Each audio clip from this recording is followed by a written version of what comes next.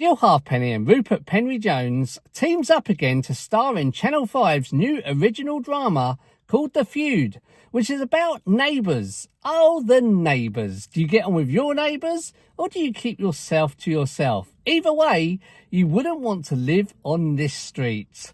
So is this one worth checking out, or is it worth moving far away from this one?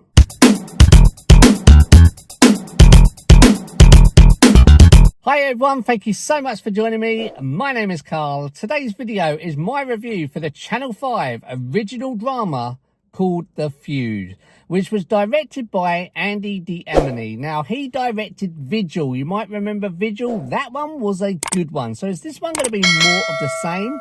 Jill Halfpenny and Rupert Penry Jones are back filming together. You might remember these two were back filming when they both starred in The Drowning. I have actually done a review for that one. If you want to check that one out, I'll leave the link below in my description. I think the first thing you notice, or I noticed when watching The Feud, because I normally look in magazines and see who stars, and that is exactly what the first thing I noticed. The cast. I mean, there's Gavin and Stacey's Larry Lamb, Only Fools and Horses, Tessa Peake Jones, Bridgerton's James Fleet. There's also Amy Nuttall, Dairy Girls, Jamie Lee O'Donnell, The In-Betweeners, Alex McQueen, and of course Coronation Street's Chris Gascoigne. The story is set in an idyllic neighbourhood in Shelby Drive, and all is good and calm until one day the Barnetts decide they want to build a kitchen extension out the back. Well, I say the Barnetts, let's just say it's Jill Halfpenny's character Emma, because husband John, played by Rupert Penry Jones, he's not too keen on the idea. It's almost like he wants to move away, and we don't actually get to find out what's really going on until later on in the episodes. But when we do get to find out later on in the episodes, you can understand why he actually wants to move away. But more to the point, who would have thought a simple kitchen extension would cause so much havoc and destruction? I think we should do the kitchen. The extension. Seriously? Hey, I'm thrilled you're staying. We'll just have to see what the rest of the street make of it. Surely you don't want this extension anymore than we do. They're our friends, Derek. Are they? Are you sure? I think she's a bit suspicious of him. It's fascinating what you can say on this. You trying to blackmail me? I know an affair when I see one. I want the cash. Why are you lying to me? I'm not lying. Just stop it! You're not moving our tree. Why? You got something to hide? He's not a good person. Oh, God. Call the police.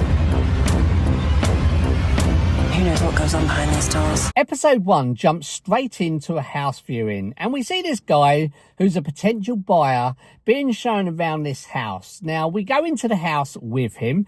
I can understand that they have to show you that something drastic has happened inside this house. But we go into this house and we can see that something bad has happened. There's blood stains all up the wall.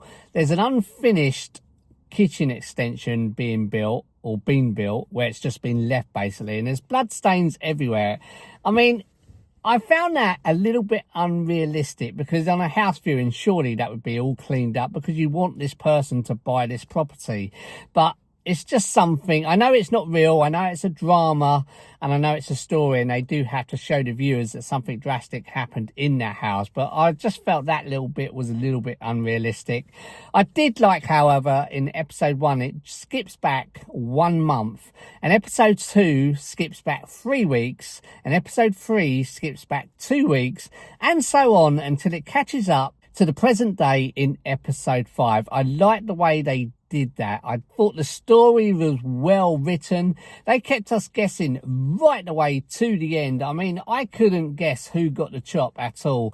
There were a few surprises in there, more than, I'm not going to give anything away, but there was a few surprises in there. However, I didn't feel that this drama gave us enough anxiety and scary moments that I would have liked to have seen in a drama thriller. Perhaps it's down to the choice of music used for these anxiety moments that this drama, I was hoping, was meant to create. But overall, I did actually think the music and the soundtrack was pretty good. I did like the credits. Now, on the credits, when the adverts came up or when the start of the feud started, you'd have the feud title came up, and then it'd be in white writing. I think it was white writing, and then you'd have blood squirt at the end on the feud. I liked the way they did that. I thought the cameras shots were really well worked. We had these blurry shots that we're used to seeing in dramas, then coming into focus on our main character. That was very clever.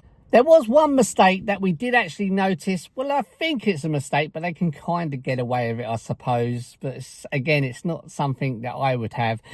So in episode 5, we have Emma ringing her daughter, and on her daughter's phone, it came up Emma. I mean, would it come up Emma or would it come up Mum? So maybe it wasn't a mistake, but I felt that probably would have come up Mum and not Emma. But maybe I don't know the reasons for it. Like I say, they can get away with it and say it's not a mistake because Emma is the mum, basically. But it's just something I actually picked up on. Like I say, I did think it was a very good story. It was well written. It flowed at a steady, entertaining pace. The ending. I've done an ending chat. I wasn't too keen on the ending. I felt like, I'm not going to give anything away. You can watch the ending chat if you want to, but I was a little bit disappointed on the ending. So this is why it's going to drop marks on my final score, because I feel the ending could have been a lot better, but it is the way they filmed it and the way they've ended it, basically. We can't do anything about it. We've watched it. It's out there. And just watch it, enjoy it. Like I say, it is a very good drama to watch. It just wasn't the best. There's 6 episodes of the Channel 5 original drama called The Feud. Each episode is available to stream now. All episodes are available to stream now. When it was being shown on mainstream TV, we weren't allowed to stream this. We had to wait. We had watched episodes 1 to 3 on a Wednesday, and then the following week, again, week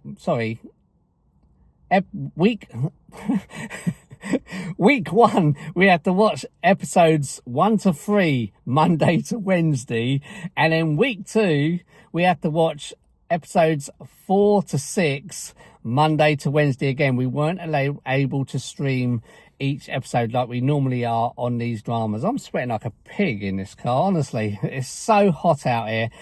But that is my drama review for the Channel 5 drama called The Feud. I'm losing it. But that is, I'll tell you what, I'm going to get heat stroke in a minute. That is my review for this drama. There's 6 episodes of The Feud. Each episode is available to stream now, as I said. There's mild sex and nudity, there's mild profanity, and there's some mild violence in there as well.